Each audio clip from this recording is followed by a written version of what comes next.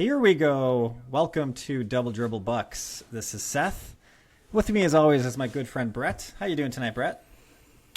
I'm doing well. I'm excited to talk about all the stuff that's happened in the Bucks world, especially for everybody that's listening that probably is like, what is really going on with this noise that I keep hearing? Because you go from it's a great move to it's the worst move that we've ever heard of. So we'll get into that and figure out what the heck is to make of everything that just took place.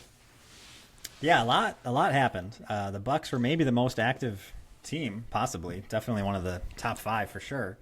Day one for sure. Yeah, I think they signed 8 players. I mean, some of which were on the team, but still we had to, they were free agents. We had to sign them.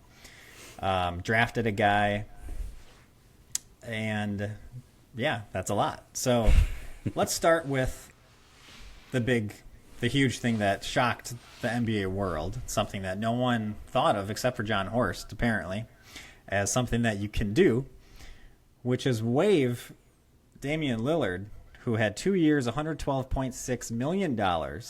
Obviously, he wasn't going to play this whole season, which led to them even thinking about doing something like this. So maybe just quick, I'll lay out kind of the basics of what this is, and then we can react to it. So they waive him. He's gone. He's not on the team anymore. We still have to pay him, of course, but they're able to spread out that contract for the next 5 years. So they're basically paying, let's say, $22.5 million every year for the next 5 years. If another team were to sign him, then the Bucks would get a little bit relief. That's not going to happen this year, but it might happen next year. But those 3 following years, we're paying $22.5 million, and there's no matter what, there's no way around it. So the Bucks are kind of in a hole there, but obviously they made some room this year and next year. So that's kind of just the basics of how that worked. But without getting into who we signed and stuff like that, what do you think about this? What's your immediate reaction to the Bucks doing that? So to be honest, the first thing when you said the big thing, I'm going to say that I was more surprised that we signed Myles Turner. I'm going to be perfectly honest, and we'll get to that. But that was the more shocking thing for me. Losing Dame wasn't really... it sucked because I was really rooting for him. I was really thinking he was going to be a great fit. He was on a lot of different things. But, it just never really got to where we thought it was going to get. And, the thing is, he was making, $60 million about, going into these age 35 and age 36 seasons, which is already kind of that, oh, man, I don't know if I want to be paying that guy that much money. But, the other thing is, how are you going to replace anything on your roster if you continue to play a guy making $60 million? It just eats up too much of your cap space. So once I found out kind of what happened and how they kind of spread it out, I think it makes way more sense. I mean, some people were arguing hey, this takes away the ability to sign a player Naz Reid, Kyle Kuzma, whatever these guys are. But the counterpoint that I heard also was well, at the same time, that's now prices are the cap keeps rising to these obscene numbers. So that might not be a big deal. And it's also okay, well, those guys that you just talked about are typically a 6th man or a 7th man. That's okay. I'm okay with that. I can't replace anything substantial in my roster when I have so much tied up in this $60 million to Dame. So, all that being said, sad to see him go, but it makes a lot of sense, and I'll always remember him being there, but I think it was 100% the right move. Zero question about it. Zero question. I would say there's zero question about it for this year. That, I mean, they're obviously better. They're able to sign Myles Turner. There's no way they could have signed Myles Turner without doing something like this. So, yeah, they're certainly way better because Dame wasn't going to play. I think they're even better next year because coming back on an Achilles at age 36 is very questionable. Yep. Kevin Durant was 31, and it took him, I think it was 700 days. Yeah, he said 700-something days or something like that, yep. Yeah, and I think he said it's a 2-year injury in terms of when you're able to play, basically, really play. Kobe Bryant came back pretty quick, but then he broke his leg right away. Yeah. So, so anyway, and he was, I think Kobe was maybe older, but either way, the history shows it's very unlikely that Dame's going to come back and be like an all-star type player. Certainly not even better than all-star player. So he's probably not even going to be like an all-star type player next season. So I think for the next 2 seasons, it's great. You know, you're freeing up 30, 35 million, whatever it is. Let's say $30 million. You essentially sign Myles Turner with that number. So basically you have a Myles Turner on your team, which I think is great, you know. But before we get into the Myles Turner talk, I guess to finish off the Dame Lillard thing, the hole that we're going to be in 3, 4, 5 years from now is considerable, and I'm worried. You know, are we going to keep Giannis for all 5 years? You know, of this like stretch thing, or in years 3, 4, 5, like is Giannis gone? And so we're terrible at that time. And actually, if we're terrible and we're tanking, it's not that big of a deal to have $22 million wasted.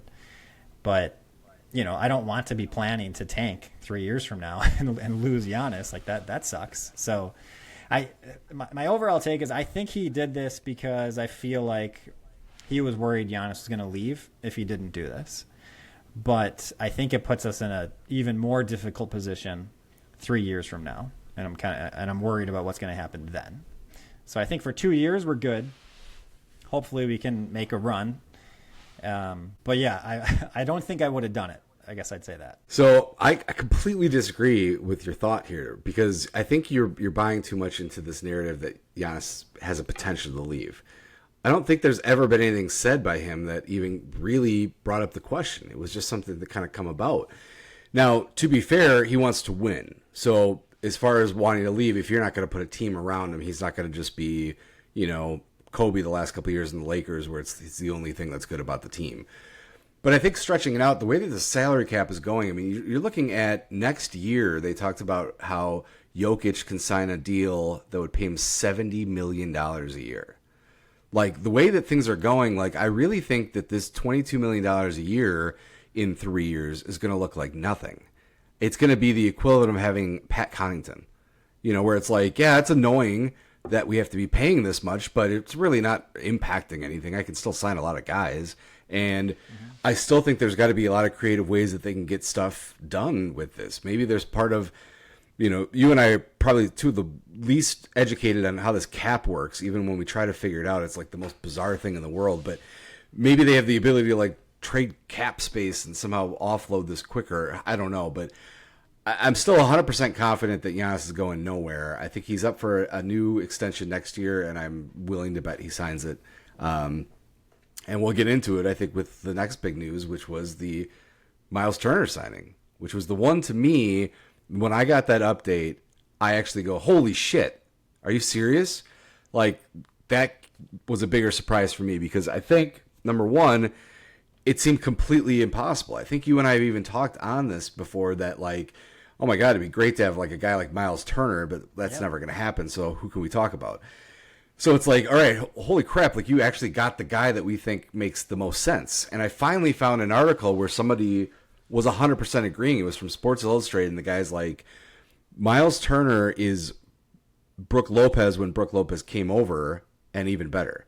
Because when Brook came over, he changed his game. Giannis, you know, young Brook helped elevate Giannis so that he was getting MVPs, Defensive Player of the Year positions. Like, he was doing it all because Brook was doing great. Now, Brook was a warrior at the end, you know, battling through back issues and stuff like that. He just wasn't the same player. Here comes Turner, that big athletic big that can shoot. Who knows? I mean, Brook didn't take a single three-point attempt, I think, his entire time in Brooklyn, and then is now leaving as like the third all-time on Bucks history, which is insane. Yeah. So, like, what's to say Turner couldn't become something like that, you know? I did a side-by-side thing, and Turner defensively was way better than Brook the last 2 years, and Brook was in a conversation for Defensive Player of the Year last year. So it's like, I think we're getting a huge upgrade, you know, younger, athletic, you know, I think it's a home run. I was super pumped for it. Yeah, I don't know what a lot of these analysts are talking about because Myles Turner is obviously a huge upgrade from Brook Lopez. And if you watch the Bucks play, especially in the playoffs, it's just super clear that's the case. In addition to Myles Turner being much younger, But I mean, he's certainly more athletic. He's able to play. He played with the Pacers up and down basketball, so he's able to do that. There were moments where he was taken out of the game against OKC. So he's not like, I don't know. He's not crazy fast and whatever. Like sometimes he might have difficulties depending on the matchup, but OKC is pretty unique. That's a difficult team to match up with for anybody. But all the times we saw Brook unable to stay out there, most of those times, almost like 90% of those times, Myles Turner is going to be out there. I mean, Brook couldn't guard Myles Turner. That was a big problem. Yeah. So it's completely changing who the Bucks are, what they can do, and so you and I both were like really wanting the Bucks to move on from Brook Lopez, even though we love Brook. He's awesome. He's great. Like certain matchups, he's still really good. But yeah, too old, too slow, and I don't know how many times we brought up exactly that, and like just talking about how Doc needs to get him out and whatever it is. And so Myles Turner solves basically all those problems, which is such a big deal. And so the narrative around it is kind of confusing because it's just like, yeah, are you not watching the Bucks? Do you not understand like how big of a right. difference this is for this Bucks team and how well Myles Turner is next to Giannis and how that works perfectly? Because a lot of these bigs who might be like Sims, honestly, Sims is awesome, but he can't shoot at all. And that hurts it's tremendously. So if you get a guy who can play defense and run and also shoot threes and space the floor and set picks and all that, that's what we want and that's what we got. So that's awesome. So a couple great takes that I have to kind of dive into. So we talked about, Turner's the dream matchup, and you just nailed it when you're like, are you even watching the Bucks? Because it's clear they're not. Nobody's watching the Bucks, so that's why they don't know what they're talking about. So right before free agency began, with a little help from AI, I found out that Myles Turner was the consensus top free agent on almost everybody's list. Yep. The worst he was like 5 or 6, but for the most part, the top get. After he signs with the Bucks, everybody questions the move. I don't understand it. I don't understand this fit. Like, it goes to this narrative, and will go to my grave shouting this from the rooftop. People hate everything about the Milwaukee Bucks. They don't understand why people live in Milwaukee. They don't understand why they live in Wisconsin. Why would anybody be staying there? I don't get it. Like, you must only eat brats and corn. Like, I don't like. They really are. I really truly believe they don't understand it. Which is just plays in this narrative. You go from the top free agent to the Bucks getting him, and now somehow you're like talking about how bad he is. I went and saw my brother-in-law, and I was like, hey, he lives in Indiana, even though he's a Bulls fan. And I was like, hey, what do you think about this Myles Turner thing? He goes, he's not that great. I go, the moment he goes to the Bucks, everybody's just like, oh yeah, it wasn't that great. They talked about, like you said before, like, yeah, he has some bad moments. There's, maybe it's, something that he'll mature into, but he gets pulled from games. He's not perfect. Like, it's hard to be perfect anywhere. Yeah. But, these Pacer fans are only highlighting the things he did wrong, now that he's left the team.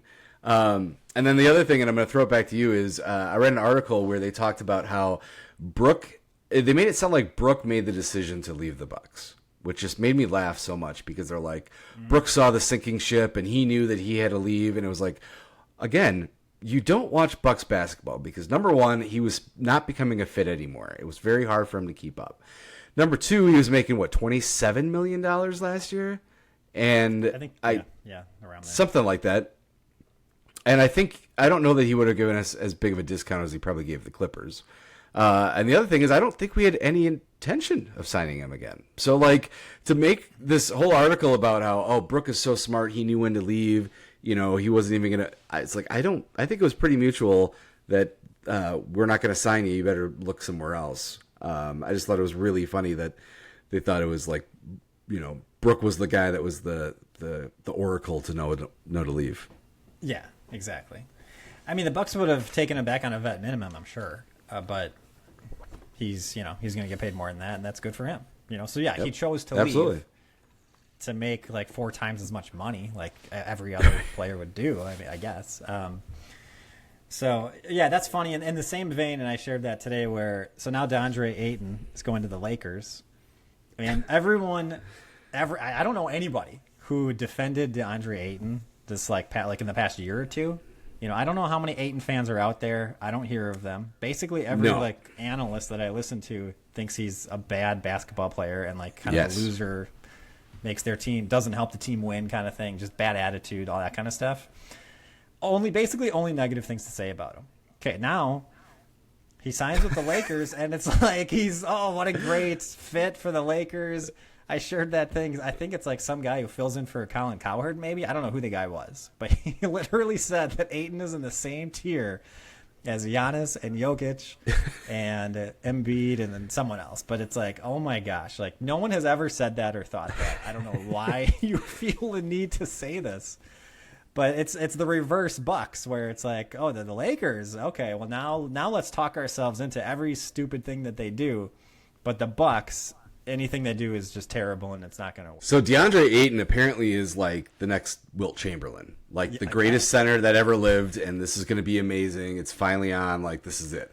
So just for anyone listening, because I know we have people that don't know as much basketball as us, DeAndre Ayton, former number 1 pick, very famous for 2 things, in my opinion. Number 1 is going to be the finals when Giannis blocked him at the rim. So he was going up for a dunk. This Lakers savior was going up for a dunk, and Giannis just absolutely crushed it in his face. Fantastic. In the finals. And then number 2 is DeAndre Ayton famously did not go to a game for the Portland Trailblazers. And you might ask, well, why didn't he go to the game? His driveway was too icy, and so he couldn't get to the stadium. So, this is a grown man, first of all, who is a former number 1 pick, apparently, like we said, the second coming for the Lakers, and couldn't figure out how to get to the game because his driveway was icy. So that's who the Lakers are getting, but they are so ecstatic. Like, this is the greatest thing. Ayton has always been talked about being lazy and, like, giving up on plays and just being not where he is. There's highlight reels of him just, like, being afraid to get into it with, like, another center. Like, all over the place. And it's just the funniest thing ever. Like you said, like, I've never heard anybody talk great about DeAndre Ayton. I kind of thought he was a laughingstock at this point. He was, I think, at least in my opinion, closer to a laughingstock than he was, like, the number 1 fan club. Now he goes to the Lakers, and it's just, like, the most insane thing ever. The other thing I'm going to do is I have to add, too, is, this narrative of how, Ayton at the Lakers is, like, so amazing. I saw this thing where, so Jokic, we talked about earlier, has the potential to sign a contract next year that would pay him $70 million a year, which is insane. So he opted out of his ability to sign an extension this year to become a free agent next year. So someone on Twitter was like, oh, Laker fans are going to freak out thinking they now have a chance to get Jokic. That's so stupid, ha ha ha. And I was like, every fiber of my being was so like, I was burning inside because it was like, okay, so the idea that Jokic leaving Denver is the most laughable, funny thing you've ever imagined in your life.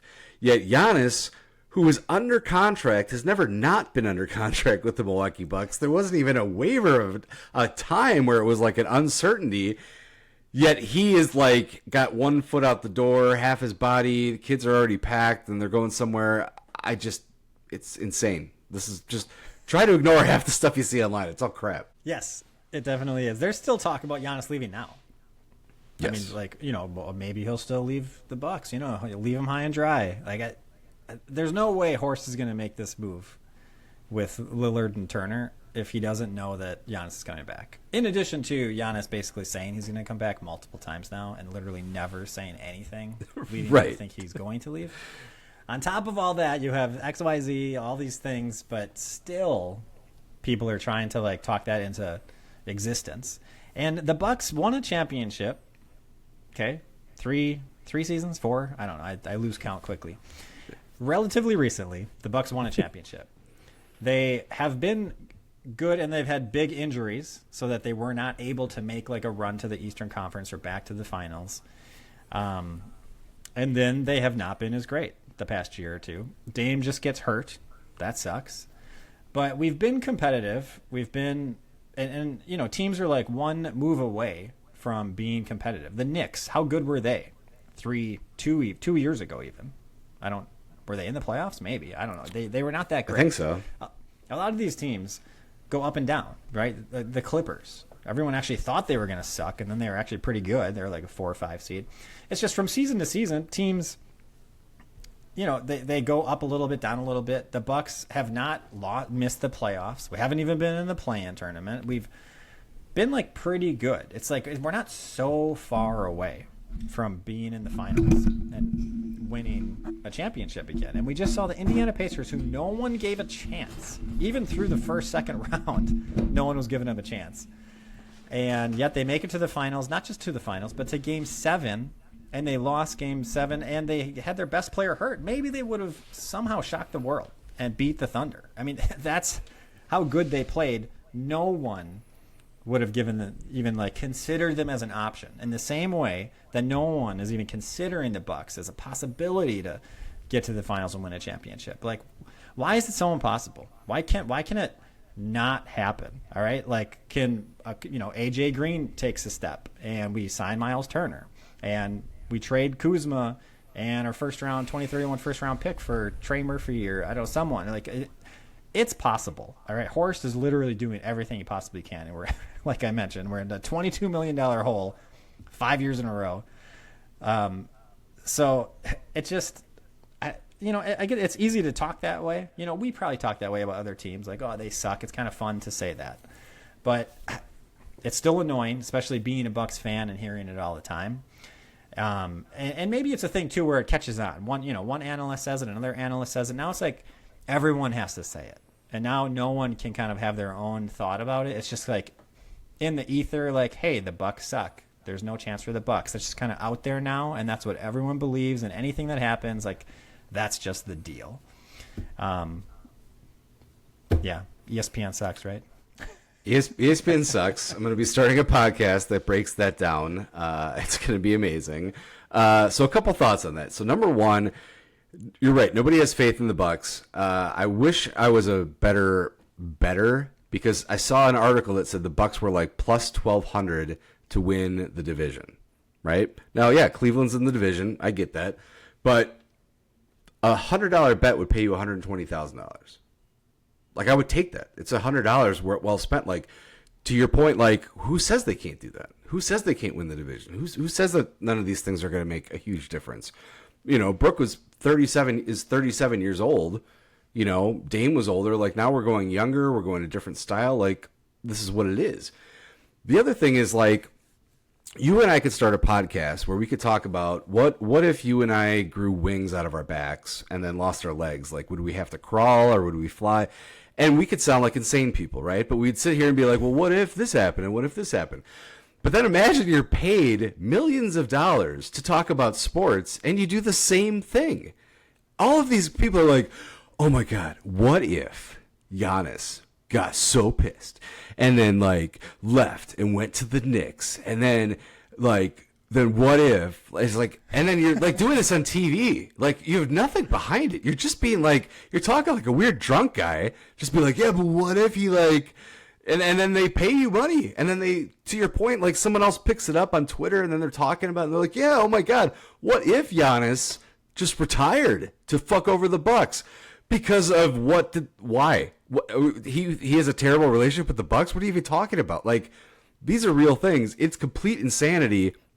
It is such a smear campaign against the Bucks, which is why we have to win it this year to put it in everyone's face. Because you'll talk about the other thing. The Pacers go to Game 7 with the Thunder. You know what the narrative is? It was always the Thunder's year. Nobody else was going to beat them. It was always the Thunder's year. What are you talking about? They were in multiple Game 7s, in going to the Game 7, like you said, with the other team's best player out. It was not destiny for the Thunder to win. Like, were you even watching any of the games? Like, this was really down to the wire here. Like, I hate that narrative. Oh, yeah, nobody was ever going to beat him in the first place. Somebody almost did multiple times. Like, what the hell? Stupid. Well, I do love that the Bucks are giving themselves a chance. If Dame is out and you're paying him $50 million, you can't get a Myles Turner type player in terms of the cap space. you're down a star player. It's going to be so difficult. So I would have been fine with that, a gap year, as people called it. And it's been like, hey, who knows? Maybe you got Giannis. It's possible. But now it's more possible because they did waive him. They got Myles Turner. So we have a really good center that fits really well. Do we have enough? And maybe I'll just run through our roster now. So real quick, before you do that, I just want to just add one thing real quick. I think I want to disagree with that, though. I think a gap year has a better chance of pushing Giannis out because I think so. He'd be saying, like, I don't buy in that he would be like, oh, well, yeah, like we'll suck this year, but I know we'll get better. No, everything that the Bucks have done has been for Giannis. I've never seen a team do more for one player than I'm witnessing. They are trading picks left and right. They're stretching salaries. We will put out the most competitive team that we possibly can get every year, make or break. Because when Giannis leaves, yeah, we might go through 5 years of just total crap. But if we get 4 more championships out of Giannis before that happens, like, it's worth it. And that's what the Bucks know and see, and I think that's what they continue to do. So I guess one of the reasons I think, going back, I like the stretch of Dame is it gives us that ability to try to find some people. And if you didn't do that, you have 2 years locked up that really handicap you, and it could be more like Giannis being like, well, I don't know if I'm believing it anymore. It seems like it's blind faith. So then the other thing I was just going to say with that, too, is look at Gary Trent Jr., when he comes to the Bucks for the first time, we were talking about he was looking for something like 20 to 25 million a year, something like that, and the market wasn't there, and so we got him to the Bucks, and the whole narrative was like, maybe if you have a good year, you can get that big contract. And then you turn around and we sign him for like 2 years, $7.5 million, something like insane. And I know that there's supposed to be some handshake agreement that like next year is going to be an option that we can sign him to a larger contract, similar to what we did with Bobby Portis, which I hope would be true. But like those are the types of moves that the Bucks can make to remain competitive and figure things out. Yeah. So we can go through the roster. Yeah, running through their roster. We got Giannis, Myles Turner, Kyle Kuzma, Bobby Portis. We re-signed for $13.5 million, $14.5 million. Kevin Porter Jr. we re-signed. Taurean Prince we re-signed. Gary Trent Jr., AJ Green, Andre Jackson Jr., Tyler Smith, Gary Harris we signed as a free agent. We re-signed Jericho Sims, and thankfully we re-signed Ryan Rollins. So that's the current roster. We did draft a guy. I don't know his name. some I think it's like Gobi or Gobin or something short like that. Gobi, something like that. Interesting thing on him. Yeah. That's the nickname. Yeah, that's obvious. That's not his real name.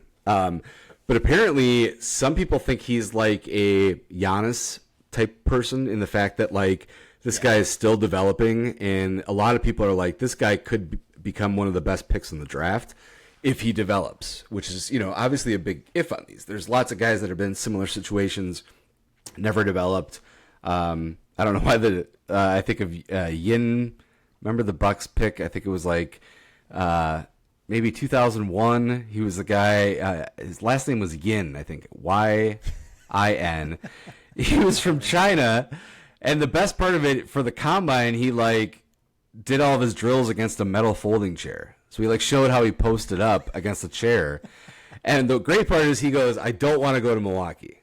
Don't draft me. I don't want to go there. And the Bucks are like, yeah, where are you coming here? And he was not very good at all. And then the Bucks, who was the guy from Australia? I don't know. Very dark skin. The Bucks drafted? A Bucks drafted. Yeah, I don't know. I'll have to look it up. Some guy that did not make it, apparently. He didn't make it either. But those were guys that like people were taking big swings on that, hey, if they develop, it's going to be great. Now, in those cases, they were top 10 picks. And so that was a little risky to do. But, swing for the fences in the second round. Like, why not? Like, yeah, that's the right thing to do at 47. Yeah. Yeah. I heard complaints that we didn't sign some guy who could help right away. It's like, who are you going to get at 47? that you're that confident is going to help right away. This isn't like a 20th pick where you might be able to do that. Like last year, that's what I wanted the Bucks to do, and they got AJ Johnson. Anyway, so I ran through the roster just to say, is this enough, or do the Bucks need to make a move? Oh, Thon Maker. Yeah. Yes. Yeah, he played somewhat. Yeah, I mean, he wasn't like a total bust, but that's what I was thinking of. Yeah. Okay. So, yeah, do you think this roster is good enough, or and they have like 2 roster spots, but those are going to be minimum guys, and we can talk about some of the names thrown out later, but those aren't going to be maybe like, is this enough with signing one of those like vet min guys, or do the Bucks need to make a trade with another somewhat significant player on their roster? That's a really tough question. As a Bucks fan, going to our what if, like, sure, why not? Like, why couldn't this team be great? You have a lot of guys that are kind of like, who had big moments and are kind of trying to rebuild their careers. You got a lot of young talent. I think we're kind of get a roster that's going to force Doc to have to play things differently than he has in the past. He doesn't have all these vets to kind of ride, so he's got Taurean Prince, and if you trust Taurean Prince, trying to look at the positives, is at least a good shooter, brings some offense. I hate his defense, but like if Doc, he's not gonna. I don't think there's any way he can continue to play Taurean Prince 35 minutes a night. Like it's not gonna work. So he's gonna have to find ways to play these young guys. I think the challenge is obviously getting some additional help would be great. But I don't really want to give up on some of this young talent. I think Andre Jackson Jr. is someone that would be brought up in a trade, and I really feel like I want to see him develop. I think he can really turn into something if you kind of commit to him more, whether it's coaching or scheme fit or something like that. Like, he really could develop into something. AJ Green is really up and coming. Like, who knows what's going to happen with that guy? Those are the types of guys that I think would be involved in a lot of these trades, and I just don't want to give them up for a swing at a Kyle Lowry that, who knows if that type of thing would, work, So I don't know. I think I'd rather stick with what we got and see what's out there. Yeah. I do think we're one piece short. I think we have to do something. It would be amazing to get that Trey Murphy from the Pelicans. I think would be a great get. I think we want is someone who can score, but also can play defense, right? So yes. Like DeRozan would be terrible. Yes, right. He can score, but he cannot play defense at all. He also can't play fast. Like, it's just that would be terrible. So I think the defense, to me, like, I want the Bucks to be defense oriented, and actually my fear, and maybe this is going to be a tangent, but my read on Doc Rivers is that he is about offense and not defense, even though he might say otherwise at times. I think that that's the case. I think he's just about offense and cares about, and like kind of more focused on that. And I think one piece of evidence is that he didn't play Ajax after the All-Star break. And like, why would you not play Ajax at all? It's because he sucks on offense. But he's outstanding on defense, and when you match up with the Pacers, you don't even give him a run. It's like, that's just very odd to me that would occur. And he always talks about how the defense was bad because the offense was bad. It's like, yeah. what are you talking about? So it's just like, that's what he cares about. And so, yeah, I'm not super optimistic with Doc as our coach, just period. But getting off of that tangent, personally, I really, really want the Bucks to be all about defense. We just saw two teams in the finals that really cared about defense. I mean, obviously OKC is like unbelievable on defense. They have so many guys that are top defenders in the league. But Indiana, even though their defensive rating isn't necessarily that good, I really like their defense, and I liked their defense last year when they beat us. And I thought Nesmith and Nembhard are awesome players who just they play the right way. Like, I want those guys. They don't need to be big names. But if we get the right guys that fit around each other and all have the same goal and all like work as a unit, especially defensively, and like try hard all the time. Those are the types of guys I want. I do not want a Levine and a DeRozan and a Bradley Beal and, just these big names because they are really good at scoring, which is obviously like the main thing in basketball, get the ball in the rim. But to win a championship, like there's a lot more than that. Obviously you need that. And I think the Bucks actually maybe need a little bit more of that, but there's no chance if you're not playing defense at an elite level. That's what it seems like to me. And that's what I'm really hoping the Bucks focus on. And they've made I think Horst wants that. I think Horst has like some things kind of blocking him somewhat. I think Doc Rivers and the owners maybe are kind of like making it harder for him. But yeah, so I guess in terms of do the Bucks have a chance here? I think they do, but I think they need to make a trade. I think really it needs to be Kuzma traded away. Can Horst somehow turn Kuzma into a positive player? Doesn't have to be the best player ever. Doesn't have to be Trey Murphy, but it's got to be a pretty good player who can score on his own off the dribble, but also defend. And so I'm not sure who that is, but Horst hopefully, and I think, is trying to make that happen. Yeah, I mean, I think Horst is definitely doing like it's a beat down phrase all the time, but a Moneyball type situation. Like if I give you these pieces, it forces you to do what I need you to do. And so, like, eliminating some of these veteran presence that Doc loves to play, like, that's kind of helping Horst a little bit. I think that, I wouldn't be overly surprised if the opposite is true, though, where, like, Horst has a lot more power than it seems. It's always this narrative that the owners are, like, telling him what to do and stuff like that. But he's a young guy. They will not let him talk to any other team ever. And, he really gets away with a lot of stuff. Like, I think that it might be he has, like, complete and absolute control. And it's the opposite of the, he's doing all these things to fuck it up, but maybe he sees things that make sense, Kuzma is 6'10", right? I think that is. So, like... 6'9", yeah. 6'9". So, being that big presence, like, if he can become a better defender... and then the offense, he doesn't have to, like, the second option to Giannis doesn't have to be Damian Lillard. It can just be a productive shooter. Giannis can make a lot of stuff happen. He's always going to draw 2 to 3 people every single time he's got the ball. Because if you don't, he's just going to own you all day. So that's going to open up somebody. So just get somebody that's going to be able to score when called upon. You don't have to have a second scorer that's also getting 40 points. Giannis is enough, I think, that can handle a huge portion of it. You could easily see Giannis getting, 40 points a game next year, and then a bunch of guys averaging, 12 to 15. That makes sense, especially if you had a deep bench that was all averaging 15.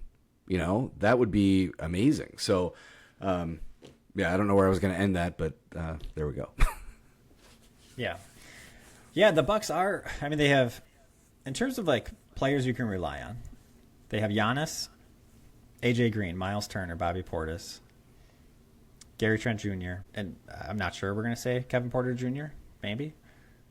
I think he needs to prove it. He could be. He has to prove it. He showed it, but yes. I think he needs to prove that. So that's 6 guys, and then you have, after that, you have like a Ryan Rollins and Kyle Kuzma, which I did not include.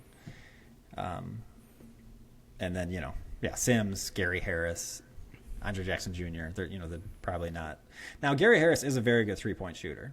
So he could, Gary Harris to me is like a Taurean Prince. Yeah. But shorter, I guess. But he's the same age. They're both 31.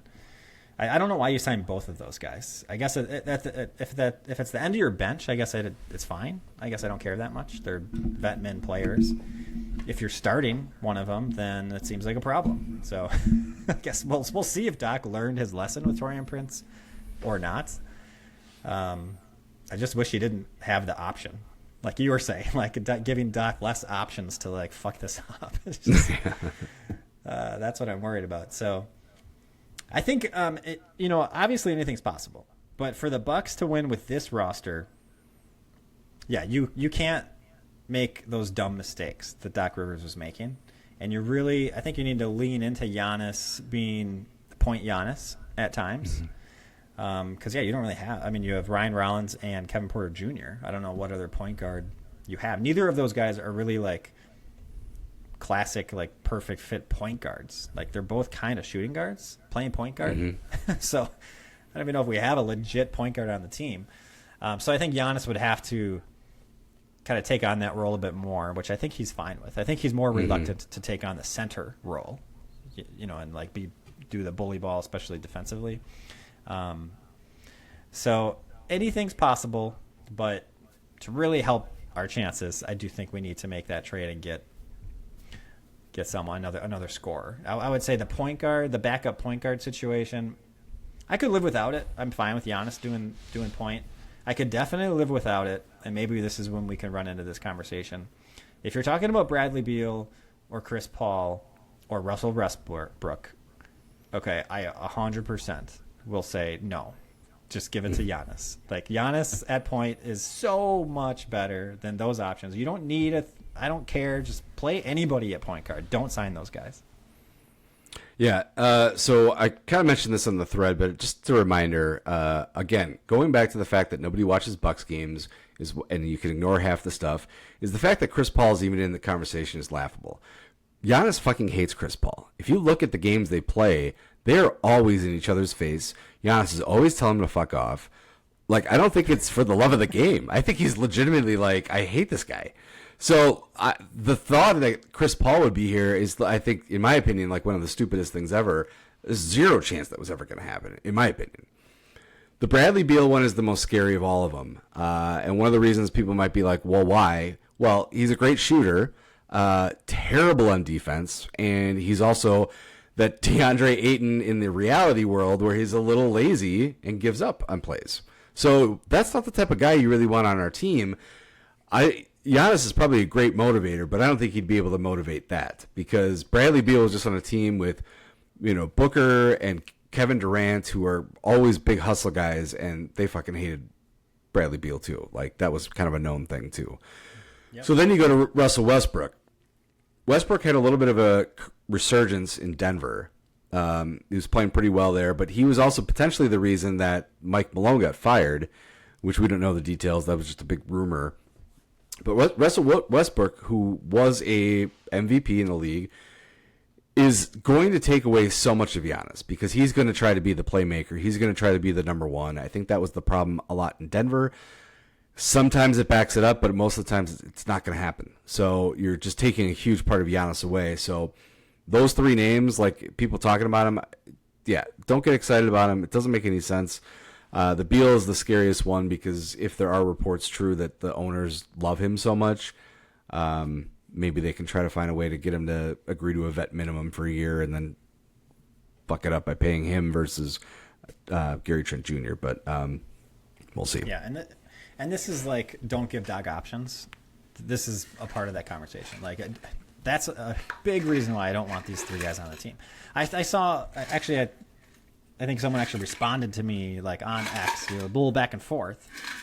And it was like, why? I was like, I don't want these guys at all. And they're like, well, what's the worst thing that's going to, it's no big deal. It's the vet min, who cares? If they're not good, doesn't matter. And I'm like, it does matter because Doc is going to play him. It's not like Doc is going to realize that Russell Westbrook is a horrible fit and, like, sucks and shoots 30% from three. He's not going to realize it. He's going to keep playing him because it's Russell Westbrook, one of the best players in our generation. He won the MVP, all of this stuff. Okay, like, Doc is he can't handle it. He's going to play him. He's going to play Bradley Beal. He's going to play Chris Paul. I don't want to give him the option. Okay, I'm not saying that those three players are totally useless and can never do anything good. Like, they will have good moments. They will have good games. They will help the team win at times. And then there are other times where they're not going to help. It's going to be terrible. And when the playoffs come, I think it's going to be even worse for some of those guys. But yeah, a big part of this is just like, I don't want the option. I want Ryan Rollins to play. Can he be good? Like, let's put him out there. Let's start him. Let's have him give a ton of minutes, real NBA experience here, and maybe he turns into a legit player because the Bucks need someone to pop for this to work. Yeah, we need guys to get better. And these young guys, Ryan Rollins was 23. Tyler Smith is 21. Those are really the two young guys, and Andre Jackson Jr. is 24. Those are the three guys, and this is another reason why I want to play Andre Jackson Jr. more. Obviously, I love him, but in addition to that, he's young. Give him the minutes. Like, we can still win games with him not being great, making mistakes, and kind of just being clunky on offense. Okay, but let's get these guys experience so that they can then become really good players. And then they're awesome young players on cheaper contracts. Then we sign a rookie extension, which is cheaper than like a max contract later. Like if they become really good players, it's just that's the road to success in my mind. I don't, that's really it. Like, we need some of these, especially looking to the future. Like, what are we going to do if we get rid of those guys? Let's say we trade away Andre Jackson Jr. and Tyler Smith. So then all you got left is Ryan Rollins and AJ Green. AJ Green's already 26 next year. It's just like you have no one for the future. We have to be, as we're trying to win a championship now, which is difficult. Some of these other teams have really gotten pretty good here. You also need to be like, well, how are we going to be 2 years from now? Especially if you want Giannis to stick around. I mean, you can't suck. You can't be just terrible. You can't be terrible and have $22 million just like wasted. I mean, at some point, it's going to be a mutual thing. The Bucks are like, you know what? We're not good. Like, Giannis, you need to get to a competitive team, right? Mm-hmm. So we have to remain competitive and surround Giannis with good players and all of that. So a little tangent there, but yeah, I just don't sign these guys. There's so much talk about Bradley Beal, Russell Westbrook, Chris Paul. Okay, Chris Paul, by the way, is 40 next year. 40 years old. If he's so good, why don't the Spurs want him back? Yeah, exactly. Just have him come back on a vet min. I mean, the Spurs are going to be awesome. You'd think Chris Paul would love to be there. So it's just like, why are these guys available for the vet min, period?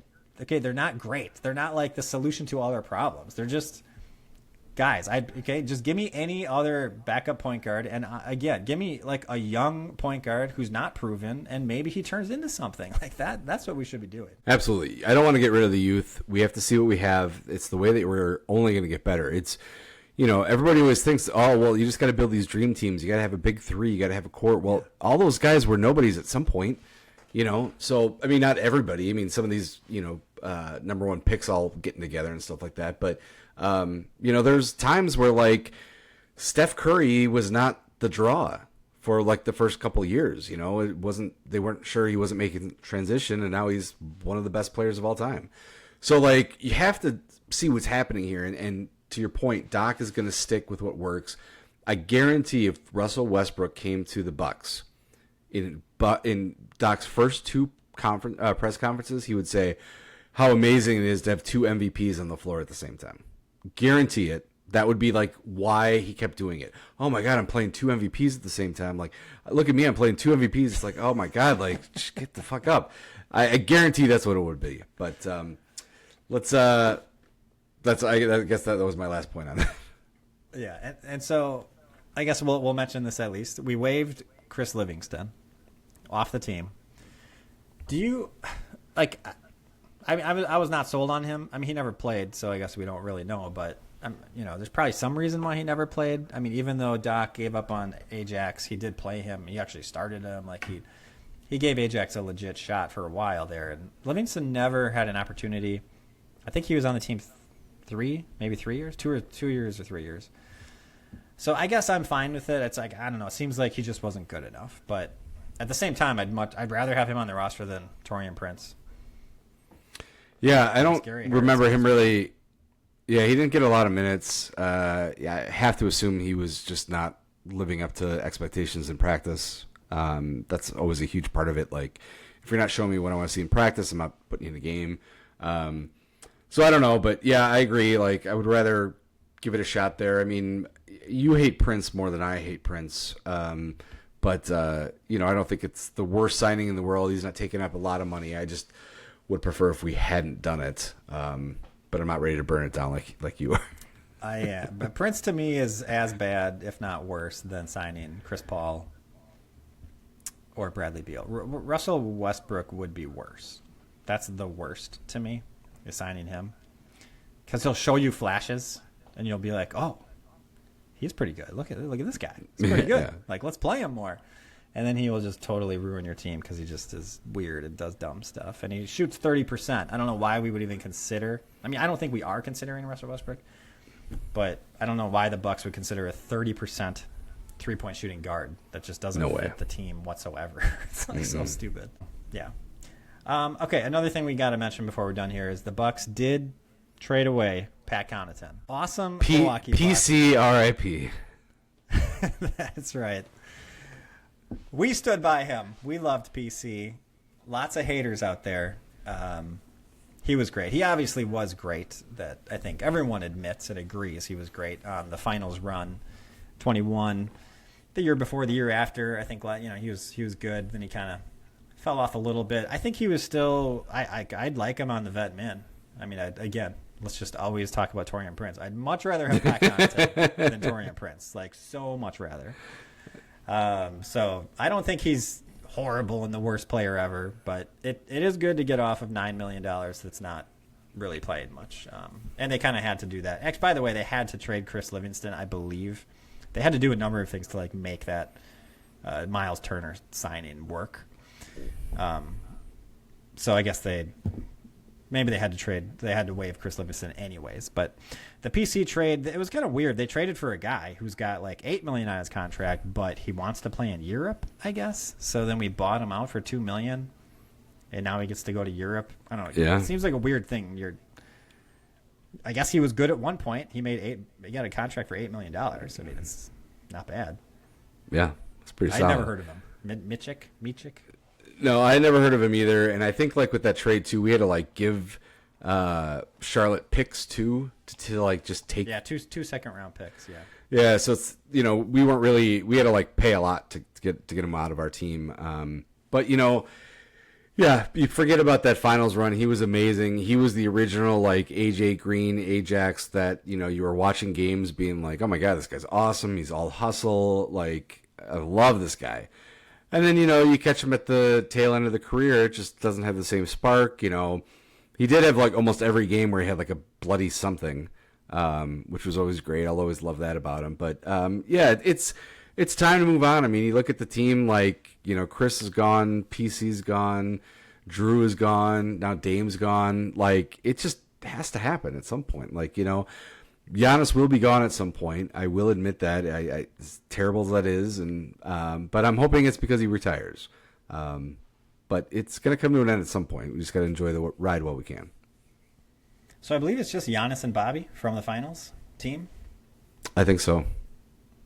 I mean, it's kind of crazy how quickly things turn, especially when, like, we have a lot of the same players as last year. We got Bobby, KPJ, Taurean Prince, Gary Trent Jr., Jericho Sims, Ryan Rollins, AJ Green, Andre Jackson Jr., Kyle Kuzma. Like, we have a lot of the same players from last year, but from 3-4 years ago, it's almost a completely different team. Yeah, absolutely. And it's kind of strange too, like the way that you just said that, like the Bucks are running it back with a team that wasn't like that great, and then got rid of like their second best player. It just kind of seems weird when you say that out loud. But I think we did a good job explaining, like, we still think these are great moves, but yeah, we are running back the same team that didn't do very well, and yikes. So how much? So we got we got better at center. Myles Turner, I agree. Instead of Brook Lopez. I think that the defense will look different with Myles Turner. It has to, first of all. But I think, Lopez now compared to 4 or 5 years ago, it's a big difference, and his defense was a huge part of how important he was to the team. And spreading the court, Myles Turner, I think, is probably better than Brook. I think he has a 37% three-point maybe. I don't have it written down. I think he's a little bit better percentage-wise. He also, I don't think, will take those stupid shots with like 20 seconds left in the shot clock from like 30 feet away. So I think that helps a little bit. Does that help as much as – does that make up for losing Dame? I mean, either way is Dame gone. Even if we had Dame on the team, like, he's not playing because of the Achilles. But we don't have Damian Lillard. We did this season. That's a big drop-off. Now we have Myles Turner instead of Brook Lopez. Do those offset each other, or are we behind? No, I think there's an offset here. I did pull some stats earlier that I'm going to pull up. Just some basic one here. But Turner is better in points per game, rebounds per game, assists per game, and blocks per game, and is 0.2 behind Lopez in steals per game. So Turner had 2.1 blocks per game last year with only Wemby in front of him. Like, that's huge. Like, that makes a big difference in these games. Turner was so second? Turner was second. Wow. So, like, we're not getting some just, like, big man that's being overhyped. Like, this guy's a legit, like, defensive player of the year candidate, like, super athletic, you know. Again, what everyone was seeing in the last year with the Bucks, slower Lopez, you know, PC, slower before. You go back to the championship year, both those guys, crazy athletic, pulling off a lot of great things. Like, those things are forgotten. Like, getting Turner gives that spark to come back again. And as much as I love Dame, I don't think the fit really was there. He's always the alpha. He's the main scorer. He has to take a backseat to Giannis. And I think he was okay with it, but I don't. And even though they were the top scoring duo and all these great things, I just felt like it never really connected the way that we all thought it was going to be. And I think that's a shame that the era kind of ends like that. But I think that's why maybe it's a positive overall. Yeah, I think Ryan Rollins should start, first of all, over Kevin Porter Jr. And I say that because of defense. I think Ryan Rollins can become a really good defender. He's long, he's tall, he's 6'4". I mean, he's not short. And he's pretty athletic. And I think he has the mindset to, like, do what he needs to do. He's not like, what's the guy? Beauchamp. Beauchamp was always just, like, out to become like Kevin Durant or something, or, you know, like, always out to get his own, really about scoring more than defense. I think Ryan Rollins can be like a Nembhard. You know, like, can he be a Nembhard is maybe the question. And the hope is there. And if he can improve to that level, then I think we're a net positive. Because the thing with Dame is he's not a good defender, and he's short and small. And so other teams can really take advantage of that. Now, he makes up for that with being one of the best offensive players in the NBA. Okay, so you lose an incredible offense, but you also lose a negative defender. And if Ryan Rollins can become a little bit better, somewhat of a scorer, somewhat of a off the dribble guy, a little bit, and then an elite defender, like that's pretty nice. And then you have Myles Turner. I think maybe now you're looking at possibly a net positive. Yep. So I think it really depends on what Ryan Rollins becomes, what Kevin Porter Jr. becomes.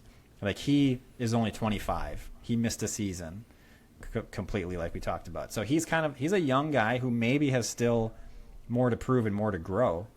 And so if those two guys can really take a step up, if AJ Green can take a step up, like there is potential for this team to really kind of blossom at the right time and become a legit contender. Like, I think that is, without making another big move, I think that's how it happens, and that's how it could happen. Those are the guys I can see taking a step. You know what you have from Myles Turner, Bobby Portis, and Giannis. Like, you're going to get and Kuzma.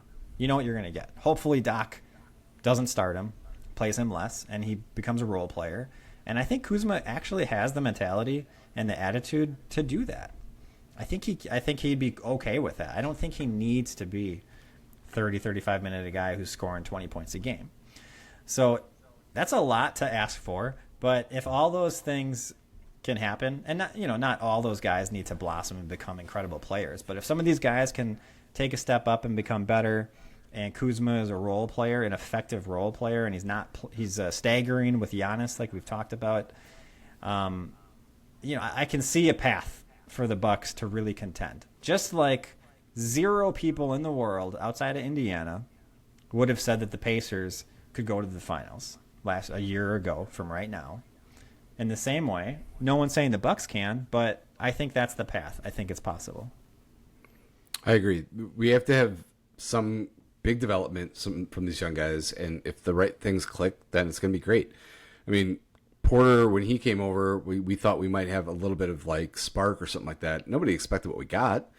Now, is that going to be more to come or what? We don't know. But like to your point, these next steps in development is going to be huge because take the veterans, which aren't even that old, with these young guys, and you really could develop into something that could be there. I've all the faith that we'll have a contending team next year. Excellent. All right. Well, I think we covered it. Anything that we missed? Anything that you wanted to talk about? No, I think that we got everything that I had. So, right. Yeah, I think we got it. A good summer double dribble Bucks. We'll see if the team changes. A couple of years ago, the team changed significantly. I think it was September when the Bucks traded for Damian Lillard. It's pretty late in the offseason, so still TBD as to what the team's going to look like when the season starts. But yeah, right now looks pretty good. Looks better than when Dame tore his Achilles in that game. What we were all thinking. So Horst has kind of pulled some magic and put together a roster here that can compete. So excellent. All right. Well, I don't know. Maybe we'll be back this summer. Maybe not. Maybe it'll be like October when we see you next. But I guess I should plug this. Subscribe and rate us on Apple, Spotify, wherever you listen to your podcasts. Email us at doubledribblebucks@gmail.com. And follow us on Twitter at PodDDB. Until next time, go Bucks.